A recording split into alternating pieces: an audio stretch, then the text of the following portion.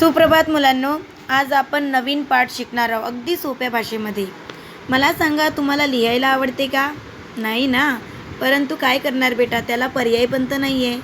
पण हेच या पाठात आपण शिकणार आहोत, माहिती आहे का? लेखन म्हणजे लिहिणं जीवनात किती आवश्यक आहे हे आज आपल्याला लेखक या पाठात समजून सांगणार आहे. बच्चों, सुप्रभात. सबसे पहले बताओ बच्चों, मुझे आपको लिखना पसंद है? नहीं. लेकिन बेटा, हमारे जीवन में लिखाण कितना ज़रूरी है ये इस पाठ में अपन पढ़ेंगे, जिसका नाम है लिहिण्याला पर्याय नाही. ठीक आहे. तर लेखक आपल्याला म्हणत आहे, लेखक जेव्हा शाळकरी वयात होते, शाळकरी म्हणजे स्कूल का बॉय, स्कूल का बच्चा. जब लेखक शाळकरी यानी स्कूल का बच्चा था, उस वक्त की बात बता रहे हैं. मी शाळकरी वयात होते तेव्हा निबंधासाठी वक्तृत्व स्पर्धेसाठी जर-तरचे विषय देण्याची पद्धत होती. जब मैं स्कूल में बच्चा था उस वक्त क्या होता था, बोलते मैं शाळकरी का मतलब है स्कूल का बच्चा. स्कूल के बच्चा वयात यानी उम्र में जब था, मैं स्कूल के यानी छोटे बच्चे की उम्र में था, उस वक्त जब तब क्या होगा, ऐसा होगा, कैसे होगा, यानी ऐसे सब्जेक्ट निबंध के रहते थे. उदाहरणार्थ मला पंख असते तर मुझे अगर पंख रहते तो. पडका किल्ला बोलू लागला तर, गिरा हुआ किल्ला अगर बोलने लगा तो. आई संपावर गेली तर, संपावर म्हणजे मोर्चावर. संप म्हणजे मोर्चा. आठवड्यामध्ये रविवार नसता तर, आठवडा यानी हफ्ता, हफ्ते में अगर रविवार नहीं रहता तो क्या हुआ रहता. ऐसे कल्पना करो और लिखो. ऐसे हमारे निबंध के विषय रहते थे. ऐसे लेखक यानी कवी हमें बोल रहे हैं. असं लेखक आपल्याला इथे म्हणत आहे. असल्या अनेक विषयांवर मी सक्तीनं कल्पनाशक्ती लढवत राहिले. अशा अनेक विषयांवर सक्तीनं म्हणजे बेटा जोर जबरदस्तीने कल्पनाशक्ती मी लढवत होते. यानी ऐसे अनेक विषय पर मैं सख्ती से यानी जोर जबरदस्ती से कल्पना कर रहा था. इलाज नव्हता, क्योंकि कुछ भी इलाज नहीं था. पण माझ्या मनात खरोखर स्थिरावलेला विषय एकच असे की तोंडी परीक्षा असेल तर, किंवा फार जर लेखी परीक्षा रद्द झाली तर किती छान होईल. बघा मुलांनो, कवीला इथे म्हणायचे आहे की त्यावेळेस माझ्या डोक्यामध्ये मात्र एकच विषय चालत होता, आणि तो म्हणजे की स्थिरावलेला विषय म्हणजे अगदी एकच एक विचार असणे, त्याला म्हणते स्फुरलेला किंवा स्थिरावलेला विषय. एकच एक विषय डोक्यात असणे त्याला म्हणतात. तर ते म्हणजे की तोंडी परीक्षा असेल तर किती छान होईल. म्हणजे तोंडी परीक्षा म्हणजे ओरल परीक्षा, ठीक आहे, ओरल एक्झाम. आणि लेखी परीक्षा रद्द झाली तर किती छान होईल. लेखी परीक्षा म्हणजे रायटिंगवाली जी एक्झाम होते ते जर बंद झाली तर किती छान होईल, असं कवी इथे आपल्याला म्हणत आहे. देखो बच्चों, लेखक क्या बोल रहा है कि मेरे मन में उस वक्त बहुत सारे विचार हो रहे थे. विचार स्फुरलेला या स्थिरावलेला यानी एक विषय का बारे में सोचना, एक बारे में सोचना. अगर तोंडी परीक्षा यानी ओरल एग्ज़ाम अगर हुई तो कितना अच्छा होगा, और लेखी परीक्षा यानी लिखने की एग्ज़ाम अगर बंद होंगी तो कितना अच्छा होगा. यही मेरे माइंड में चल रहा था. तोंडी परीक्षा हा माझा बालेकिल्ला होता. तोंडी परीक्षा ये हमारे बचपन का ही था. पाठांतर चोख असे, मुझे पाठांतर अच्छे यानी लर्न होना अच्छा होता था. आवाज़ बरा होता, मेरा आवाज़ भी अच्छा था. वाचलेलं लक्षात राहण्याची कुवतही बरी होती. कुवत यानी बेटा कैपेसिटी. जो भी मैंने पढ़ा है वो मेरे माइंड में रहता था, इतनी कैपेसिटी थी. तेव्हा धडाधड म्हणून टाकणे और उस वक्त जल्दी जल्दी बोल देना. धडाधड यानी जल्दी जल्दी सांगून टाकणे, बोल देना. यात कसलीच अडचण नव्हती. उसमें कोई भी अडचण नहीं थी. कसली यानी कोई भी अडचण नहीं रहती थी. लेखी परीक्षा म्हणजे फारच कटकट असे. लेखी परीक्षा यानी लिखण्याची जी परीक्षा राहते ते म्हणजे खूप कटकट असायची. लिखने की परीक्षा यानी फारच कटकट यानी बहुत ही तकलीफ वाला काम रहता था, उसको कहते हैं मराठी में कटकट. चौथीपर्यंत आम्हाला दौत आणि टाक वापरावा लागे. दौत आणि टाक, दौत यानी जल्दी से वो लर्न किया हुआ, जल्दी जल्दी बोल दो और चले जाओ, ऐसा रहता था. लिहिता लिहिता जीव. नंतर इथे म्हटलं आहे, लिहिता लिहिता काय व्हायचे की लिहिता लिहिता जीव मेटाकुटीला येई. मेटाकुटीला म्हणजे नेट लागणे, त्रास येणे. याने लिख लिख कर हमें जान पर आता था. डोक्यामध्ये मनामध्ये सगळे काही तयार आहे. यानी माइंड में हमारे सब कुछ तयार रहता था, याद किया हुआ. लेकिन फक्त कागदावर उतरवण्याचा वैताग आहे असे वाटे. लेकिन कवि बोल रहा कि उस वक्त हमें लगता था हमें याद तो सब कुछ है पूरा ध्यान में, लेकिन कागज़ पर उतरवण्याचा म्हणजे कागज पर लिखने का वैताग यानी बहुत तकलीफ आती थी. आधी धडपडणे. टेबल खुर्चीवर बसा. पुढ्यात छानसे कागद घ्या. यानी पहले टेबल कुर्सी पर अच्छे से, धड़पन यानी सीधे तरीके से अच्छे से बैठो. पुढ्यात छान से कागज घ्या. फिर अच्छा सा कागज, छान से यानी अच्छा वाला कागज लो. फिर वाकून यानी झुककर. मान पाठ एक करून, मान पाठ ताट रखकर, मान और पाठ पीठ हमारी अच्छी रख के अक्षर मागून अक्षरे लिहत बसा. अक्षर पर अक्षर लिखते बैठो. अशी अनेक अक्षरे झाली. ऐसी बहुत सारी अक्षरे. अनेक अक्षरे यानी बहुत सारी अक्षरे. थोड्या ओळी भरणार. ओळी यानी लाइन बेटा. कुछ लाइन पूरी हो जाएगी. मग लहानसा परिच्छेद होणार. फिर छोटा सा पैराग्राफ होगा. मग संपूर्ण कागद भरणार. फिर पूरा कागज भर जाएगा. मग पूर्ण निबंध किंवा लेख होणार. फिर पूरा निबंध यानी ऐसे. आणि अशा अनेक लेखांचे एक पुस्तक. और फिर ऐसे पूरे निबंध का एक किताब बनेगी. पुस्तक यानी पूरी फिर किताब बनेगी. हुश. आणि बाप रे, लेखन म्हणजे केवढा दीर्घोद्दय आहे बरं. दीर्घोद्दय म्हणजे खूप मोठे काम. तो देखो बेटा, यहाँ पे लेखक बोल रहे कि ऐसे थोड़ा कागज़ पर लिखेंगे, फिर निबंध होगा, फिर उस निबंध की एक किताब, पुस्तक यानी एक किताब होंगी. हुश यानी बाप रे. लेखन, लेखन यानी लिखना. केवढा म्हणजे कितना बड़ा. दीर्घोद्दय यानी बहुत बड़ा काम है. ऐसे यहाँ पे लेखक हमें बोल रहा है. नंतर बघा मुलांनो, आपले प्राचीन ज्ञान हे सगळे मौखिकच होते. यानी अपने प्राचीन का जो भी कोई ज्ञान था वो मौखिक यानी ओरली रहता था. लेखन कलेचा विकास होण्यापूर्वीचा तो काळ होता. जब लेखन कले का विकास नहीं हुआ था उस समय का वो काल था. काळ यानी काल. सगळे ज्ञान गुरुमुखातून शिष्याच्या मुखात यायचे. पूरा ज्ञान गुरुमुख से यानी गुरु के मुँह से शिष्य के तरफ जाता था. ऐसे असे पीढ़ों दर पीढ़ी चालू राहायचे. ऐसे पीढ़ों पर पीढ़ी पे पीढ़ी चालू रहता था. पण ही झाली त्याची एक बाजू.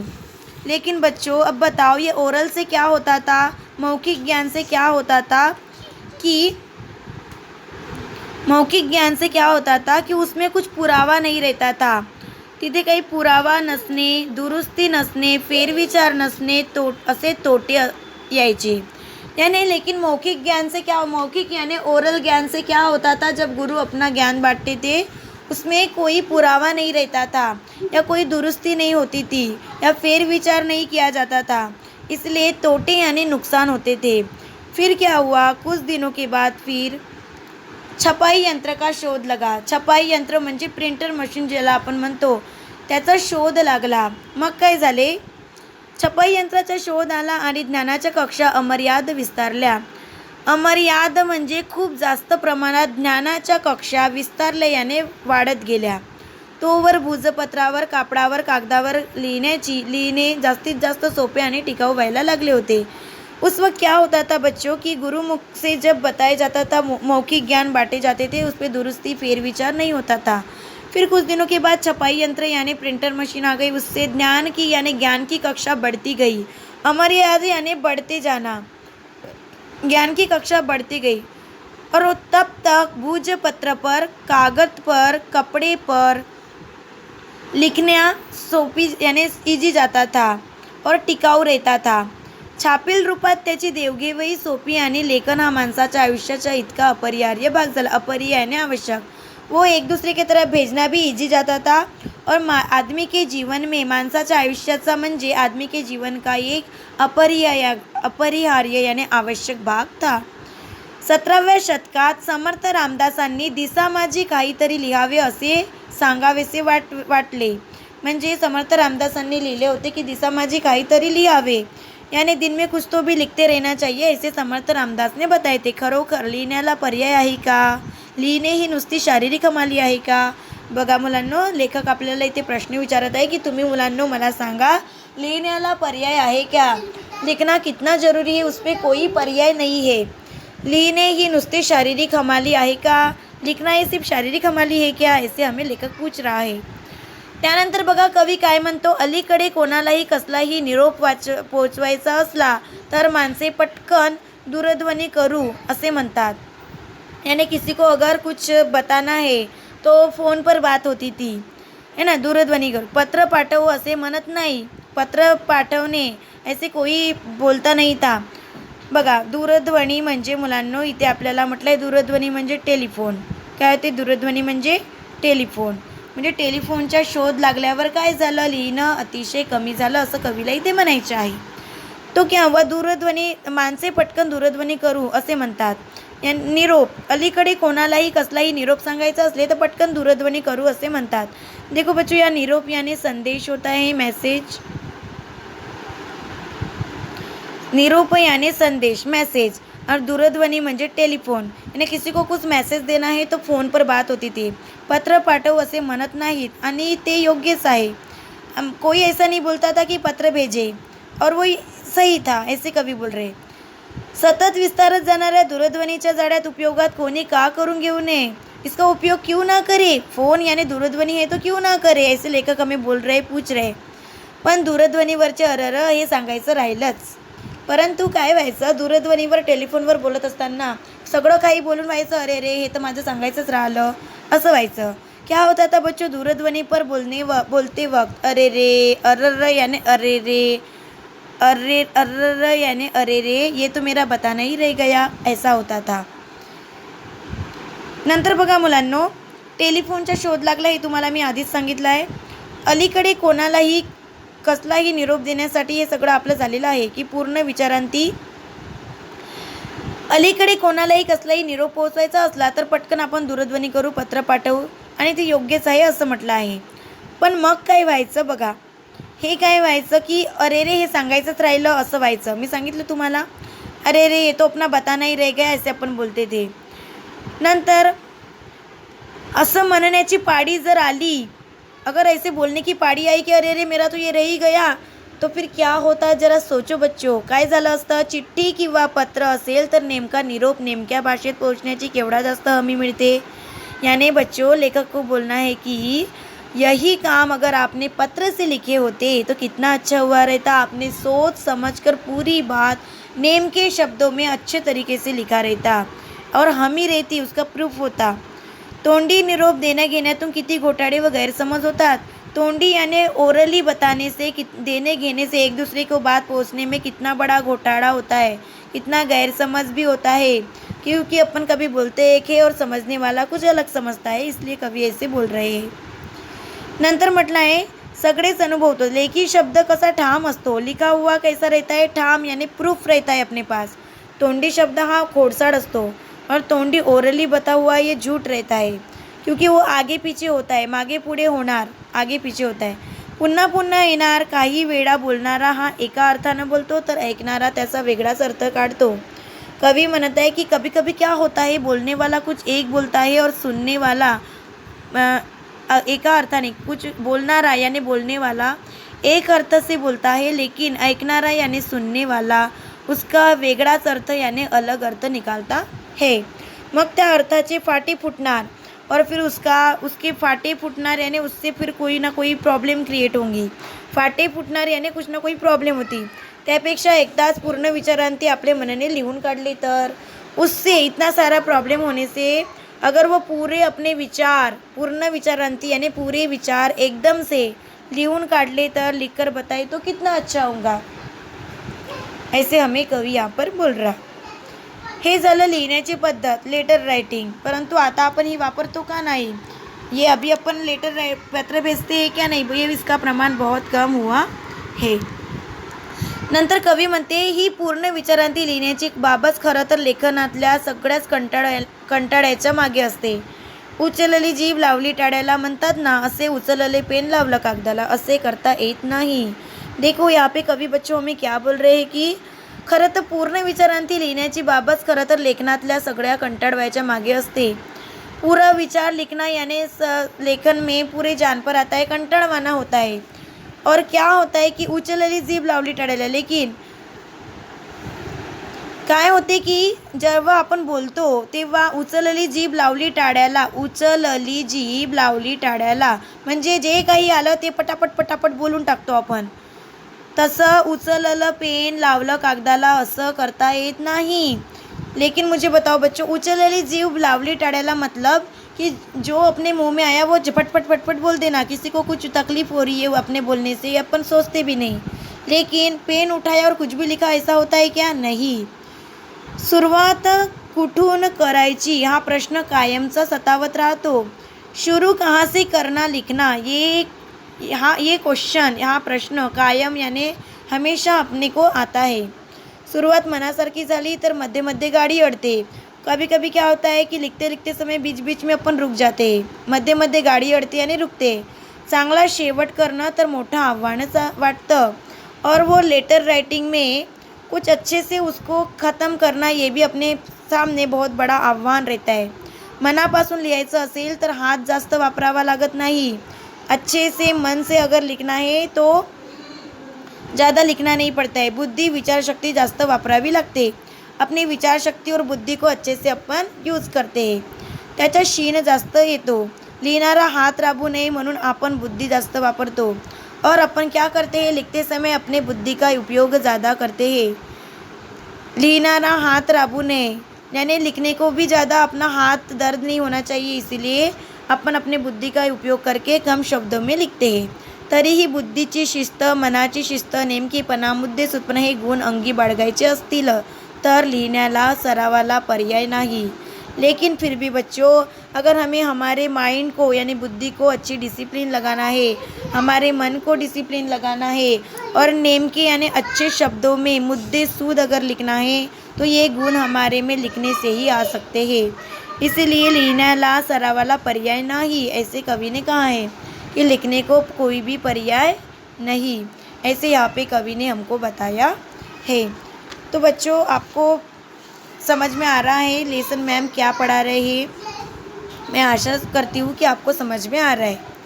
त्याच्यानंतर कवी इथे म्हणत आहे, मी आकाशवाणीसाठी प्रसंगोपात पुष्कळ पाहिले, त्याचा मला खूप फायदा झाला. आपले एखादे म्हणणे किंवा एखादा मुद्दा 12-16 किंवा 20 मिनिटांमध्ये मांडायचा असेल तर त्यातले प्रत्येक मिनिट काटकसरीने वापरावे हवे.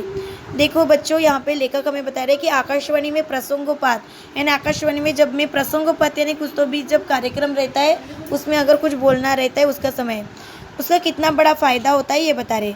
आपले एखादे म्हणणे किंवा एखादा मुद्दा 12-16-20 मिनिटांमध्ये मांडायचा असेल, अगर एखादा अपना मुद्दा, एखादे म्हणणे यानी अपने विचार, अपने अगर विचार, म्हणणे यानी कुछ बोलना है अपने को विचार, और वो मुद्दा अपने को 12 या 16 मिनट में अगर बोलना है, रखना है तो कैसे करेंगे? प्रत्येक मिनट काटकसरीने वापरायला हवे. हर एक मिनट को हमें काटकसर से यानी सोच समझकर, काटकसरी से यानी सोच समझकर चुनना है, यूज़ करना है. प्रत्येक शब्द कसा त्याचा जागी तोच हवा. कुछ कुछ शब्द ऐसे रहते हैं जिस जगह पर रहना उसी जगह पर आना ज़रूरी होता है. सुरुवातीला हे जमायला त्रास होते. शुरू में यानी सुरुवातीला यानी शुरू में वो जमने को हमें त्रास यानी तकलीफ होती है. वेळ संपून गेला, समय खत्म हो गया, वेळ संपून गेला यानी समय खत्म हो गया, तरी मुद्दा मागेच राहिला असे अनुभवही आले. देखो बच्चों, यहाँ लेखक बोल रहे कि हमारा समय भी ख़त्म हो गया लेकिन हमको जो बताना था, जो मुद्दा तो हमारा पीछे रह गया, वो तो हमने बोले ही नहीं. ऐसा भी अनुभव हमें प्रसंगोपात में आता है. प्रसंगोपात यानी आकाशवाणी में कोई ये प्रसारण किया जाता है, उसमें उसकी बात यहाँ लेखक हमें बता रहे. पण हळूहळू लिहिलेल्या शब्दांवर माझी हुकूमत यायची लागली. लेकिन धीरे धीरे जो शब्द मैं बोलती थी उस पर मेरी हुकूमत यानी मेरा सक्सेस होती थी. मैं उसको कहते माझी हुकूमत यायला लागणे.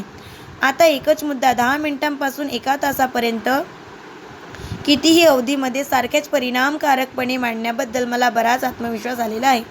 लेकिन कवि यहाँ बोल रहा है कि 10 मिनट में, 1 तास में जो बोलना है या 10 मिनट में बोलना है तो कितना बोलना है, सारख्याच परिणामकारकपणे, समान परिणामकारकपणे यानी उसको अच्छे से नियोजन करके कितने शब्दों में वो फिनिश करना है और कैसे परिणामकारक यानी बराबर तरीके से बोलना है. या मांडण्याबद्दल उसको उसकी मांडनी यानी उसको कैसे अपने को अरेंज करना है, याचा मला बराच आत्मविश्वास आलेला आहे. उसका मुझे बहुत सारा कॉन्फिडन्स आया हुआ है. लिहिण्याचा, लिहित राहण्याचा रियाज वाया जात नसतो हे मला पूर्ण पटलेलं आहे. देखो बच्चो, यहाँ लेखक काय सांगत नाही, लिहिण्याचा मला पुरेपूर रियाज असणे म्हणजे लिहिण्याची प्रॅक्टिस असणे किती आवश्यक आहे हे मला पूर्ण पटलेलं आहे, असं इथे कवी म्हणत आहे. बच्चों देखो, या कवि क्या कह रहा है कि लिखना और लिखने का रियाज होना, प्रैक्टिस होना कितना ज़रूरी है, ये हमें कवि बता रहे हैं, समझा रहे हैं. समझ में आया बच्चों? सारे बच्चों को ये पाठ समझ में आया ऐसे मैं आशा करती हूँ. इसके क्वेश्चन आंसर बेटा मैं यही लेसन के साथ देने वाली हूँ. याचे क्वेश्चन आन्सर मी सोबतच देणार आहे. तर चला आज आपण इथेच थांबूया.